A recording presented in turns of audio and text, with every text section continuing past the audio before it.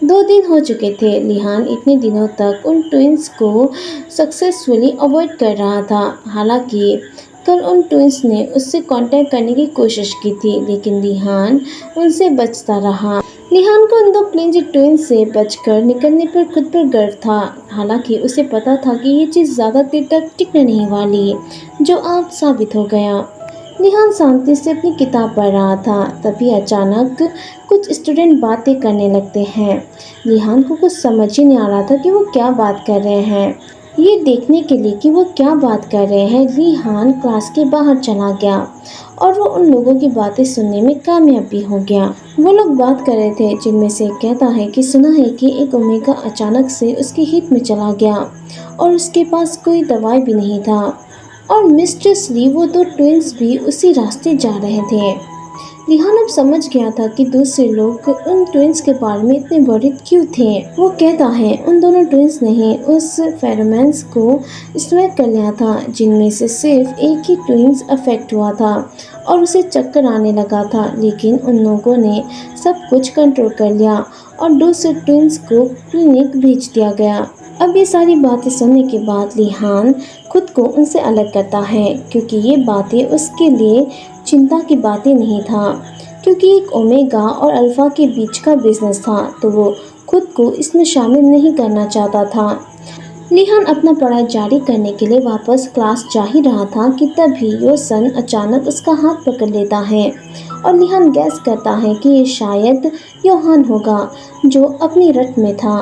अब ये देखने के बाद लिहान जानता था कि जवाब क्या होगा, लेकिन फिर भी उसने योसन से पूछा, तुम मुझे कहाँ ले जा रहे हो? योसन लिहान से कहता है, चुप रहो फूफू, हमने तुम्हें बहुत ज़्यादा टाइम दिया, लेकिन अब हमारा पेशेंस बहुत कम हो चुका है और मेरे भाई को तुम्हारी सख्त ज़रूरत है। अब जैसे ही वो दोनों क्लिनिक पहुंचे, जहां कोई और नहीं बल्कि सिर्फ योहान ही था, जिसके फेरोमोन्स इतने तेज थे कि उसने पूरे क्लिनिक को ही ढक लिया और वो लिहान के नाक तक भी पहुंच गया। क्योंकि लिहान एक बेटा था, उस पर इसका कोई असर नहीं हुआ, लेकिन अगर वो ओमेगा होता तो वो ज़मीन पर गिर जाता और अपने हिट में चला जाता। योहान फेरोमोन से पागल हो रहा था और उसने गहरी सांसें लेते हुए खुद को बेखबर लिहान, जो कि एक बेटा है, उस पर कूदने से खुद को रोकने की कोशिश की। अब योसन लिहान से कहता है, योहान पर नज़र रखने में मेरी मदद करो, मैं उसके लिए दवाइयाँ लेने जा रहा हूँ और मैं श्योर करना चाहता हूँ कि वो कोई बेवकूफ़ी ना करे। योसन ने वहाँ से जाने से पहले लिहान के गालों में हल्का सा किस किया, लेकिन वो फिर लौट आया और अपने भाई योहान को घूरते हुए उससे कहा, अच्छा बिहेव करना, और फाइनली वो वहाँ से चला गया। इस बीच लिहान को समझ ही नहीं आ रहा था कि क्या हो रहा है। उसने उन दो ट्विंस को हमेशा से ही चाइल्डिश नज़र से देखा था, इसलिए उनके रट में होने का ख्याल से ही वो पूरी तरह से कंफ्यूज हो रहा था। लिहान ने आह भरी जब उसे एहसास हुआ कि वो दोनों ट्विंस बच्चे नहीं बल्कि बड़े लड़के हैं। लिहान, जो एक बेटा है, वो इस बात से अनजान था। दूसरी तरफ योहान, जो एक अल्फा है, वो बड़े ही मनोरंजन के साथ लिहान की ओर देखता है और उसे कहता है, मेरे पास आओ। ये सुनते ही लिहान, जो कुछ सोच रहा था, वो शॉक्ड हो गया, वो वरीड हो गया। वो योहान को जवाब नहीं देना चाहता था, लेकिन उसे देना पड़ा, इसलिए वो धीरे से योहान की तरफ चला गया। जैसे ही लिहान योहान के पास गया, योहान ने उसकी कमर पकड़ी और उसे घुमा दिया। अब दोनों के ही फेस एक डायरेक्शन में थे। लिहान ये देखकर बहुत ज़्यादा कंफ्यूज था, पर फिर भी वह खड़ा रहा।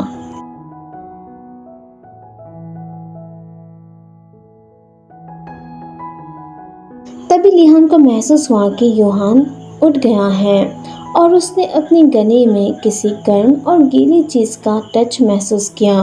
ट्विंस हमेशा से ही लिहान के गाल पर खुले मुंह से सलीवा के साथ किस करते थे, लेकिन उन दोनों को उसे लिक करना मना था। जैसे ही लिहान योहान को डांटने वाला था, योहान की आवाज़, जो इतनी मैच्योर और डीप लग रही थी, उसके नेक में गूंज उठी और योहान ने उसे सॉफ्ट किस किया, जिससे लिहान अंदर तक हिल गया। योहान मौन करते हुए लिहान से कहता है, तुमसे बहुत अच्छी खुशबू आ रही है, लेकिन लिहान इसमें कुछ नहीं कहता और अचानक उसने एक जिपर की आवाज़ सुनी, जिससे उसने अनदेखा कर दिया। तभी वहाँ पर योसन आ जाता है और ये देखते ही वो योहान से कहता है, बंद करो बेवकूफ़, जो लिहान भी देख रहा था। अब योसन योहान से कहता है, अगर तुम ऐसा करोगे तो वो तुमसे नफरत करेगा। क्या तुम चाहते हो कि वो तुमसे नफरत करे? अगर नहीं तो आओ और अपनी मेडिसिन ले लो। योसन के हाथ में योहान के मेडिसिन से भरा हुआ एक छोटा सा बॉक्स था। बेखबर बेटा यानी कि लिहान, जो ये नहीं जानता था कि कुछ देर पहले ही योहान उसे क्लेम करने वाला था, या उससे इंटीमेट होना चाहता था, या यूँ कहें कि उसे मार्क करना चाहता था। दूसरी ओर योहान ये नहीं चाहता था कि लिहान उससे नफरत करे, इसलिए वो एक बेहतर रास्ता चुनता है और अपनी मेडिसिन ले लेता है। अब योसन अपने भाई योहान को कार तक ले गया और जाने से पहले वो लिहान की ओर हाथ हिलाते हुए अलविदा कहता है। अब देखते ही देखते एक हफ्ता बीत गया और वो ट्विंस अभी भी स्कूल नहीं आए थे, जिस पर लिहान ने ध्यान नहीं दिया क्योंकि वो उन दोनों ट्विंस को अवॉइड कर रहा था। लेकिन उसने इसके बारे में सोचा और महसूस किया कि आजकल उन दोनों ट्विंस को अवॉइड करना आसान हो गया था। शायद ऐसा इसलिए था क्योंकि वो आसपास नहीं थे। अब फ्राइडे का दिन था। लिहान को मैसेज मिला कि टीचर फू उसे बुला रहे हैं। लिहान ने कभी कोई गलत काम नहीं किया था, इसलिए उसे हैरानी हुई कि इस हफ्ते उसे दूसरी बार टीचर के ऑफिस में बुलाया गया था, जो खासकर ईस्ट की तरफ था, जो बहुत दूर था। और लिहान को उन दो ट्विंस पर दया आ रही थी क्योंकि वो हमेशा उससे मिलने आते थे, लेकिन वो उसे नज़रअंदाज कर देता है और टीचर के ऑफिस में इंटर करता है। उसने टीचर को ग्रीट किया और उनसे पूछा, टीचर क्या मैं मुसीबत में हूँ? टीचर फू ने हंसते हुए कहा, नहीं तुम नहीं हो, मैं बस तुमसे ये पूछना चाहता था कि क्या तुम उन दो ट्विंस को जानते हो? लिहान ने हाँ कहते हुए धीरे से अपना सिर हिलाया। टीचर वो कहते हैं, वाह ये तो अच्छी बात है, और तुम शायद उनके घर का एड्रेस भी जानते होंगे। मैं उनसे ईमेल के थ्रू या उनके पेरेंट्स के थ्रू नंबर पर कॉल करके उनसे कांटेक्ट करने की कोशिश कर रहा हूँ, लेकिन बात नहीं हो रही है। इसलिए मुझे खुशी होगी अगर तुम उनकी किताबें उन तक पहुँचा दो। ये नेक्स्ट वीक होने वाले एग्ज़ाम के लिए बहुत ही ज़्यादा इम्पोर्टेंट है।